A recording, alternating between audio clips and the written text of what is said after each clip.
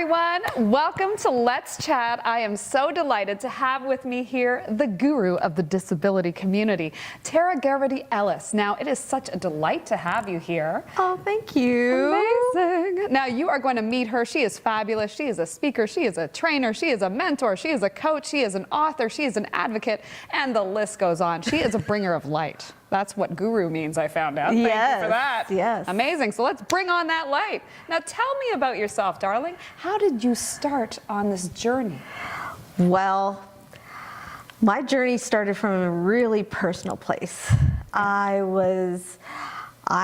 I was born, I wasn't expected to survive. I wasn't expected to live, wasn't going to walk, talk, think, be functioning. The doctors basically gave the worst case scenario for my future, and I was to be institutionalized. That was back in the 1970s. And there was no such thing as normative integration back in the day. So my mom and dad really bucked the system. Oh my goodness. From day one. Yeah. It was sort of unheard of for kids to be brought home and educated and go through a normal life.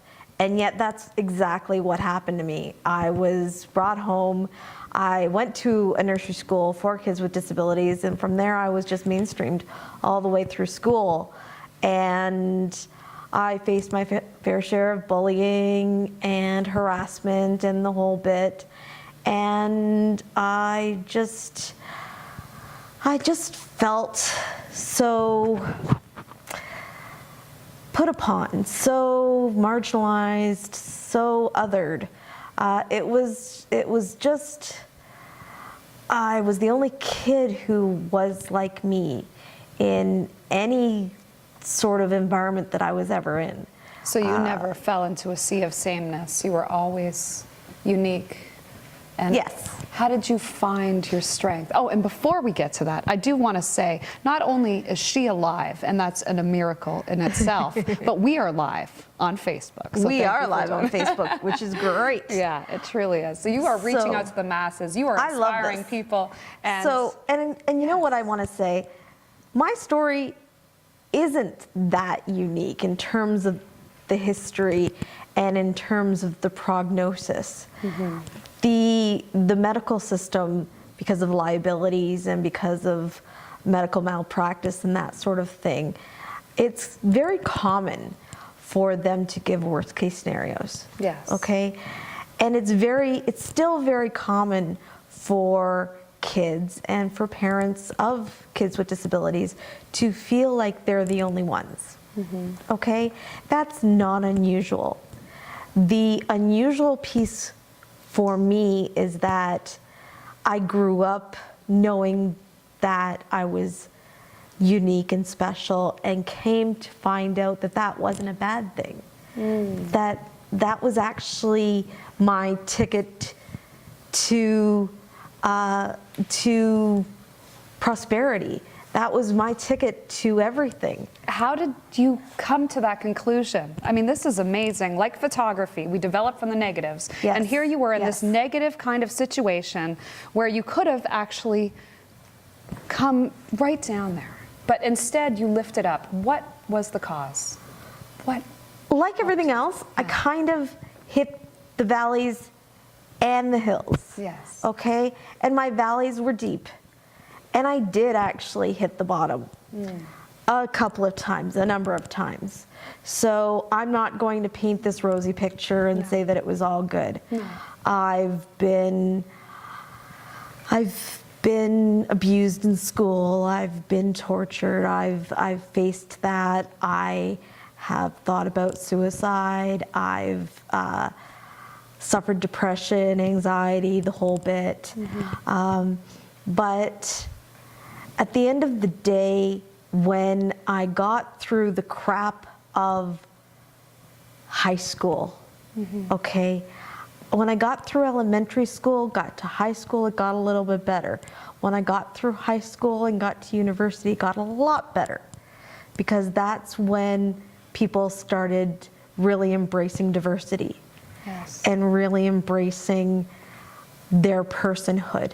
And that's when I began to thrive, and I began to become an advocate of people with disabilities, and I began to talk the talk of accessibility and inclusion, and I began to help other people feel more included in the university setting. So through that work is where I found my strength and where I found my voice.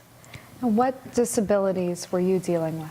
Okay, so I have spina bifida, which is a curvature of the spine.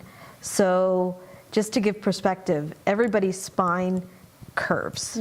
Okay, that's normal. Everybody's spine has a tiny curve. Yes. But my spine has a curve outward. And I have scoliosis, so it also has a curve sideways. So I'm like a little corkscrew. I believe we're graded on a curve, personally. So, You know? you're one step ahead of the game. I'm Irish, so I'm a corkscrew. I love it. So You heard it here first. She's a corkscrew. I'm a corkscrew. I'm great. So there was that. There was hydrocephalus, which is water on the brain. And that had to be operated on immediately. So I've had over 25 surgeries in my lifetime, most of which happened before the age of 18. So I was a frequent visitor to sick kids. There you go. And thank God for sick kids, because they literally saved my life. Sick kids and Bloorview rehab saved my life. Okay. A big shout out to them. We're so very, grateful. very big shout out to them. Yeah. And then I, from there, I developed what I now come to find out I've had all my life is Chiari Malformation, which is where your brainstem sits too far down in your skull and basically constricts the cerebral spinal fluid. So I had to have that operated on, and that was only about 6 years ago. Wow. And that went badly, so I've had repercussions from that all the way along. And so I've dealt with all the systems you can possibly imagine, which has actually been a really, really good thing for me. You know, How so?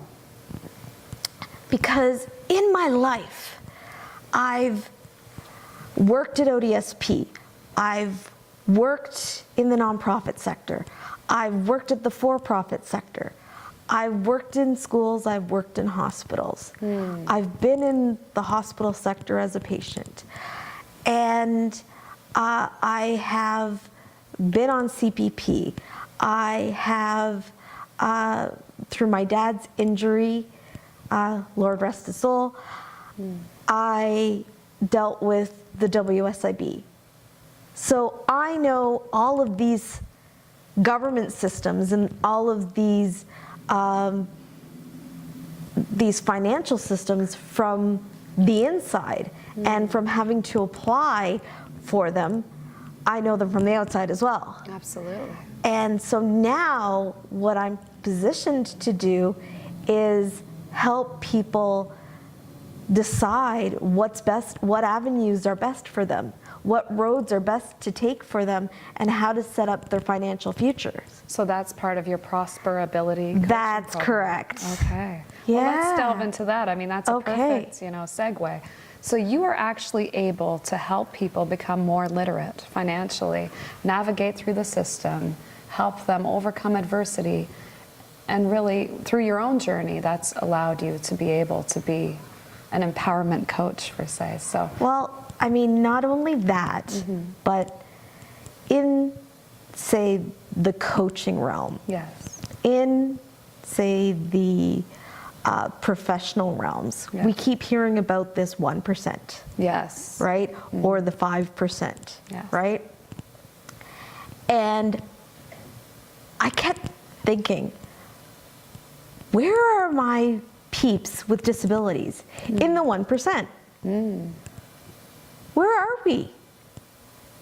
1% meaning the top 1% of financially wealthy people. So I want to be part of that 1%. Sorry. I need, No need to apologize. I mean, you want to be visible. Sorry, I was apologizing for the mic. I'm not apologizing for wanting to be part of the 1%. I think we're forgiven in that regard Yeah. too. Yes. Okay. Just checking with the camera. Okay. We're good? Good. Okay. I want to be part of the 1%. You know? And yet I believe that we all have our financial sweet spot beyond which we're not any happier, right? So what's the solution for that? Well, the solution for that is philanthropy, okay? Explain. So if my financial sweet spot is $2 million, Yes. okay, and I get $20 million, the other 18 goes to charity. The other 18 goes to better the world, okay? That's the way I think about things. I love it. And that's the way I want people to think about things. But I believe that everybody should have the opportunity to reach very huge financial goals. So what is your advice to people that are struggling financially then? I believe we have to have our financial base in order, okay? So you have to have your foundation very solid, okay? And that means making sure that you have a roof over your head, making sure that you have the means to eat now, okay? Making sure that you have the means to clothe yourself now. And if you don't, let's figure that stuff out first. Yes. Okay. Basic needs first. Basic needs first. You can't aspire to $1,000 when you've got zero. Yeah. Okay. That said, I believe that some of the structures that are in place right now in terms of social assistance are safety nets with great big holes in them. Gotcha. Okay. Okay. And they aren't really helping the majority of people. Okay. They're actually helping the majority of people stay stuck, stay dependent on the system. And so your aim is to shift that. My aim is to give people options. Yes, absolutely. My aim is to say, okay, you're here. What is your dream? What is your vision for yourself? Let's dream. I'm a dream builder first and foremost. Love that. Yes. Okay, I want to explore your dreams and your vision for yourself. And based on that, come up with one main micro goal that we can accomplish through non-repayable funding within the next 12 to 16 months. And then once that's accomplished, we figure out how that fits into your larger goal. And then we look at how the plan rolls out. And if part of that plan is social assistance, then it's social assistance. If it's paid employment, it's paid employment. And we just develop the plan for it. If it's self-employment, it's self-employment. If it's something different, it's something different. There are a multiplicity of roads, and we are led to believe that there's only one path for folks with disabilities. And what you're telling me is that there's no one-size-fits-all approach. Gosh, no. That we are all different, therefore there are different avenues to accompany that. There are so many different roads that you can take.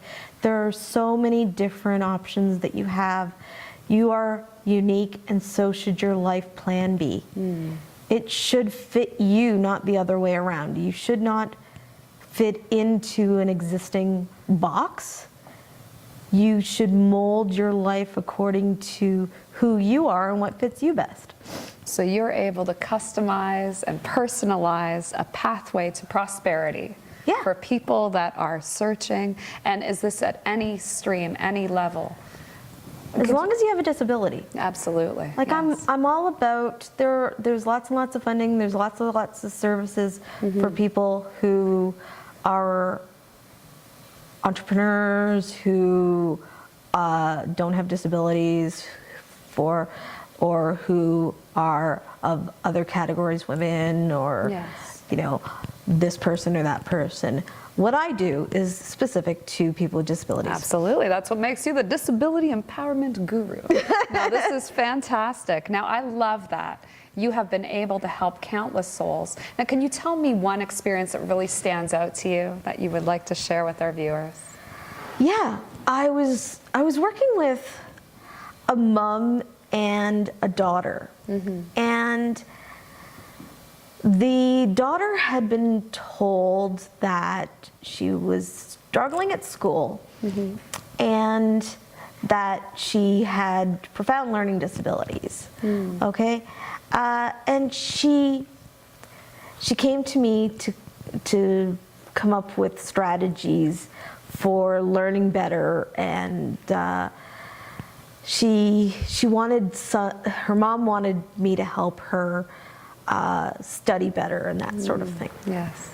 So, long story short, I had been meeting with this family, and I was able to do a few things with this family. One, I was able to help identify that one core issue was a lack of space. She didn't have a space of her own to work, to study, and she needed that alone space in order to concentrate. And the other thing that we identified was she didn't have problems with learning. She had problems with perfectionism. Ah. She was just a perfectionist. Wow. And that was a label that she was comfortable with. Because she wasn't comfortable talking about she's got something wrong with her. Yeah. So we didn't. Yeah. I don't exist in the realm of labeling the things. Yes. You know, putting a label on the things. It doesn't matter. It's about, you know, talk to me about what you're going through, what you aspire to live toward, and what are you willing to do to get there. Absolutely. I don't work with anybody who's not willing to try and not willing to work with me. I don't work with anybody who wants it on a silver platter. I'm not willing to work harder than you are. Absolutely. But if you're willing to work just as hard as I do to get where you want to go, I'm willing to work hand in hand with you. Beautiful. It's a partnership. Yeah. So, you know, the day I said, you know what? I think the issue here is you're a perfectionist, and her mom went, oh my God, you're right. There's this, and then there's this, and then there's this, and she kept giving me anecdote after anecdote that spoke to perfectionism. And I went, Bingo. do you know that you are good enough? And this girl's eyes just teared up. I said, you're good enough just the way you are. And sometimes good enough is more than enough. Yes. You don't have to be perfect. Yeah.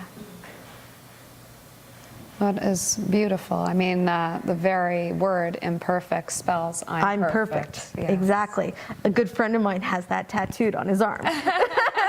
There you go. Shout out to Marcos. Woo, there you go, Marcos. You're on the mark. All right, amazing. So let's move forward now. I mean, it's such an incredible thing. And definitely we're going to have a way for our viewers to reach out to you in regards to the pathway to prosperity. Now, I want to touch on what you're doing now. Now, you did mention that you're writing a book. Yes. So, yes, tell us about that. I've been writing this book for what seems like an age. It started with first of all, the book is called, my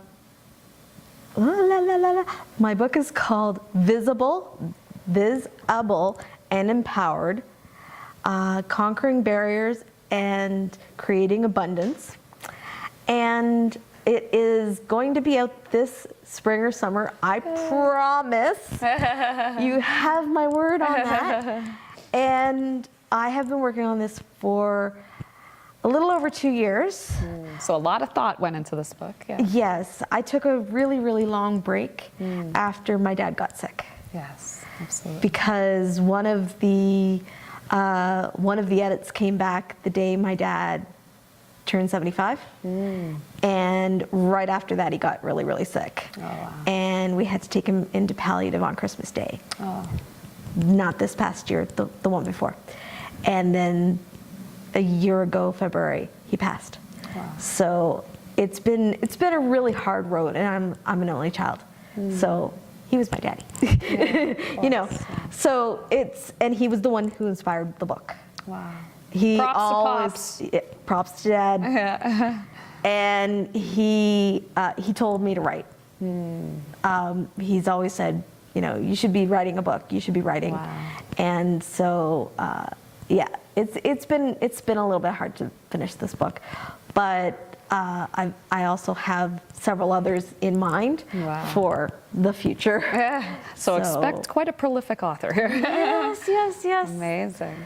There's several brewing in my head already. So. Wonderful. Well, we're going to stay tuned for that, and you're going to keep us updated on when we can expect these and where we can expect these. They'll be in bookstores or Amazon. Yes, exactly. And probably my next appearance where people can actually see me will either be at Speaker Slam, which is here in downtown Toronto, and or Mo Mondays. Mo Mondays, all right. So again, in Toronto. Yes. Because I'm signed up for both.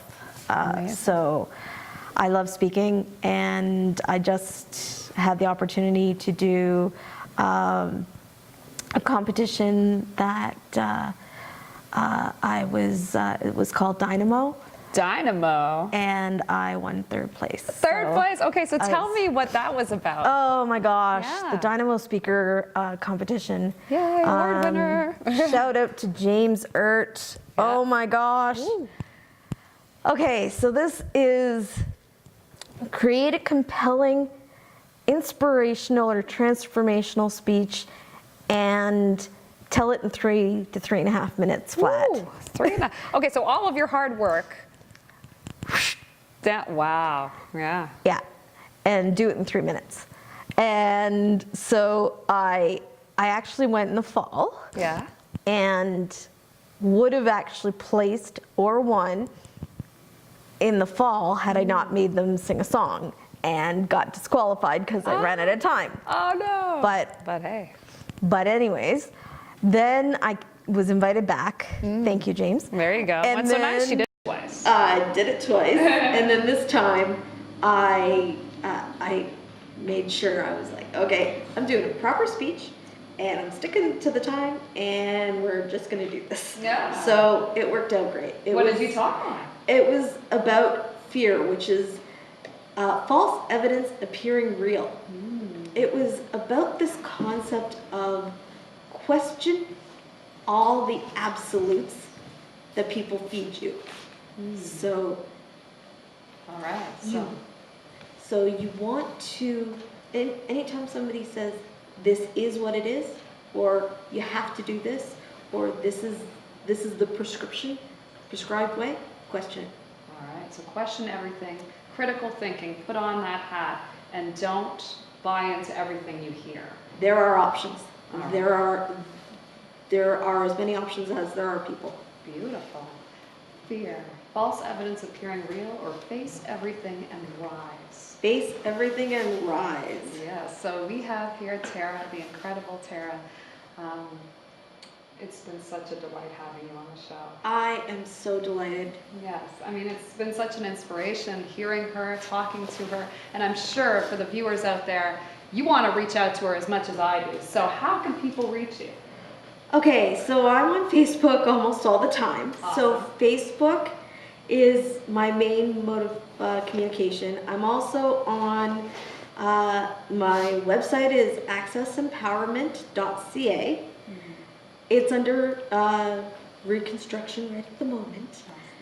And but you can reach me through Facebook, and or just hit me up, text or phone. Amazing. Yeah. And we're gonna have that on the screen shortly. Now I know you had some swag you wanted to show off. So Oh let's my do that. This is gosh. awesome, by the way. Okay, And so if people want to get this shirt, can they? yes. Amazing. Yes. All right. Okay, so look at this. It's amazing. This is my Access Empowerment T-shirt, and the quote on the back says, "Yes, I can." Woo! So just Because saying. we can do anything everybody else can do, and so, and this is a little bit about what I do and who I am. So, this is me. Your journey to empowerment starts now. That's right. And there you have it. So Tara, once again, thank you so much Thank for you, being on our Cynthia. show. We love you. I'm a chatterbox. I'm so Oh, well, that's what it's all about. Let's chat with the chatterbox. All right, amazing. And if you want to see more of these wonderful shows, feel free to tune in on the disabilitychannel.ca. We're also on Twitter. You can follow us that way. We are on YouTube. We are on Facebook Live right now, and we love hearing from you. So feel free to post comments, questions, and just get everybody talking. Isn't she epic? Isn't she amazing? Love her. Thanks for watching.